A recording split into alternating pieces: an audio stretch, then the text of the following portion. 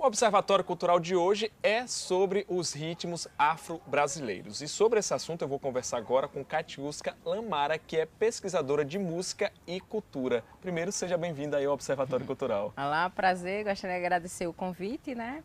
E vamos conversar aqui um pouquinho sobre a cultura afro, a música na cultura afro, né, aqui no Brasil, tá certo? Bom, falar desses ritmos afros é falar um pouquinho da nossa história, né? Porque isso foi trazida justamente pelos negros na época da nossa colonização.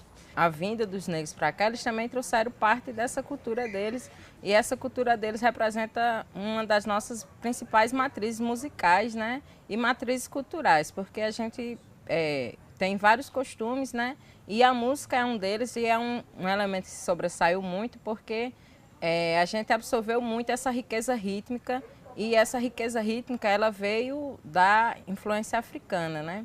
Antigamente eles faziam seus batuques na senzala porque eles trabalhavam diariamente, né? Era proibido também eles realizarem essas manifestações. E essas manifestações meio que ficaram escondidas assim, mas aconteciam de forma não tão vista como a gente pode ver hoje, participar, elas eram mais escondidas. Mais Sabe? restrita a eles mesmo, Mais né? A restrita senzala ao mesmo. universo deles. Entendi. Assim, porque era permitido.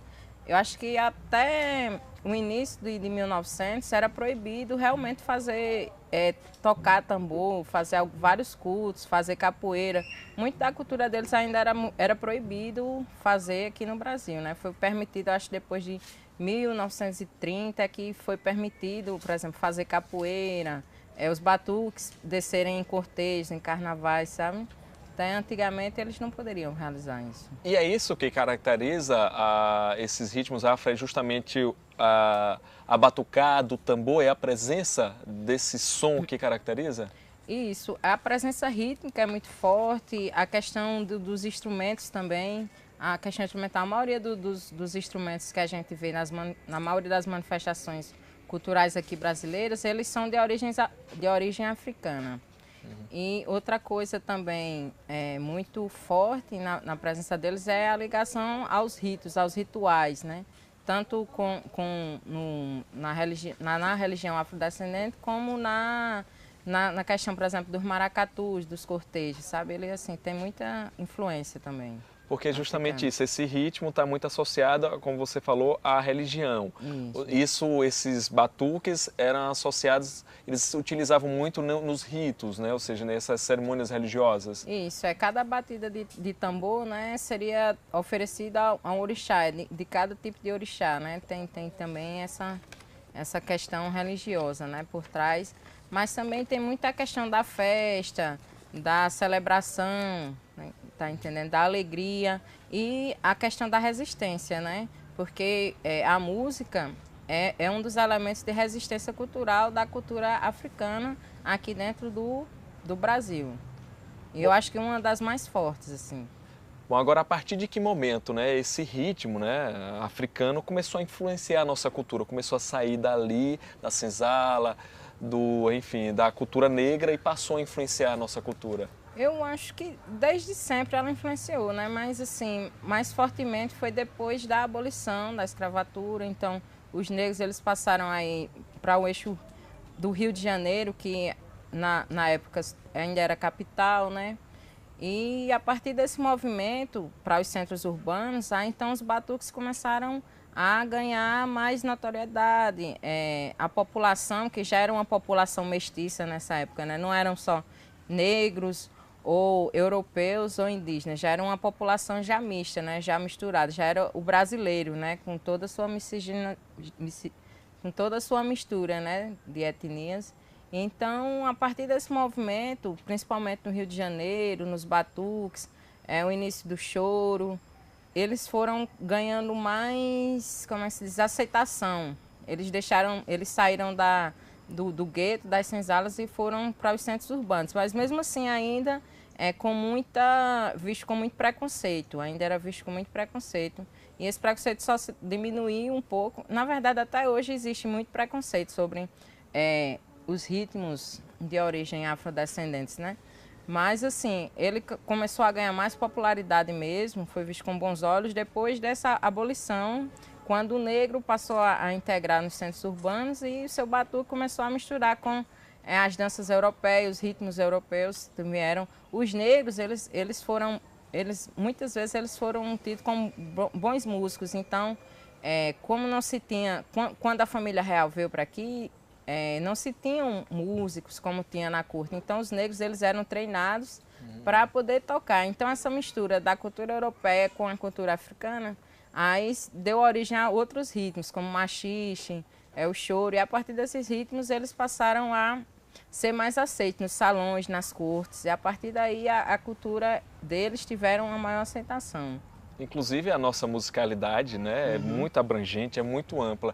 E você já estava falando aí, explicou um pouquinho dessa influência, mas diversos ritmos brasileiros, né, que caracterizam tanto nossa cultura, a gente pode dizer que boa parte, se não a maioria, tem essa influência africana. Tem sim. Se ele não tem a influência na questão rítmica, ele tem a influência na questão instrumental. E, no fundo, um está interligado ao outro, sabe? Agora, você sempre vê essa matriz rítmica mesmo africana, ela é muito forte na maioria. Por exemplo, em nossa principal gênero musical, que é mais conhecido, o samba. Então, o samba ele tem muita influência, né? Ele vem da história dele, até ele chegar a ser samba, considerado samba, né? Ele passou por muita influência dessa raiz rítmica, né? Africana. Aí a gente pode citar também o quê? O axé da Bahia, que é a cultura...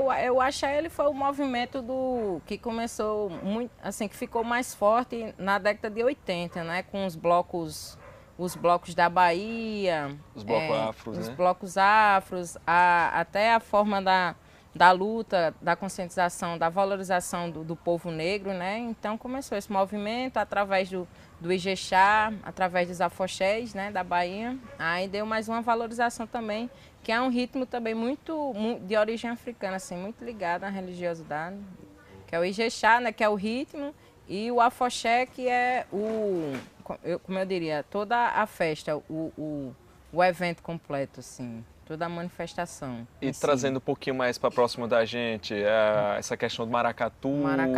Maracatu também, ele começou as festas do Congo. Deixa eu olhar mais. O maracatu, como a gente vê hoje, a questão do cortejo, todos eles são de origem africana, né? Vieram pensadas na questão de ter uma realeza, de fazer ali, eles faziam uma espécie é como se eles fizessem uma espécie de evocação aos reis e os mestres deles, né?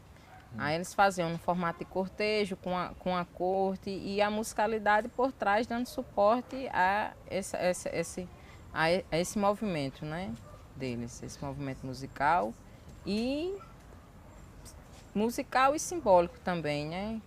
Com os personagens que eram baseados assim nos deuses dele, mas eles faziam como se fossem representados pelo rei e a rainha daqui do Brasil, mas eram imaginando reis e rainhas do Congo, tá entendendo? Mas para permitir para o cortejo sair na rua, para eles ganharem autorização, eles faziam essa referência como se fosse o rei, homenageando o rei e a corte portuguesa. A gente falou aí no começo essa questão da ligação entre a música e a religião e a gente percebe muito isso, por exemplo, no candomblé, né? Essa ligação muito forte entre o batuque e essa parte religiosa. Olha, na maioria das manifestações e nas manifestações afrodescendentes religiosas, a música e a religião elas são conectadas, é como se é o todo de um ritual, sabe? São parte de um todo. Então, em todas elas você sempre vai ver que a música sempre tem um papel importante, sabe? Tanto, por exemplo, no candomblé, fazendo as batidas para os orixás, invocando os orixás, né? Fazendo aquela parte do transe, de todo, né? E ela faz parte de todo o movimento do ritual, né? Como no coco, na ciranda, no cavalo marinho, no tambor de crioula. Então, todas essas manifestações, além de suas entidades, suas representações, ela também tem a música como ponto de apoio, como uma coisa que vai conduzindo, sabe? o ritmo, essa coisa rítmica, né? Que é a maior herança, assim, da influência africana. Dentro da musicalidade da gente é essa herança rítmica, essa força rítmica, que a gente não vê em nenhum outro ritmo, por exemplo, do mundial, que acontece assim. A gente é muito conhecido mundialmente justamente por essa nossa riqueza rítmica. É nossa cultura, É né? nossa cultura. Bom, eu vou dar uma pausa rapidinho aqui no nosso papo, mas você não saia daí, porque no próximo bloco a gente vai continuar falando de ritmos africanos, só que a gente vai falar um pouquinho mais sobre um grupo aqui da Paraíba, que é as Calungas, e Catiusca faz parte. Então a gente vai entender um pouquinho melhor qual é o trabalho desse grupo, um pouquinho da história. Então fica aí, porque a gente volta daqui a pouquinho.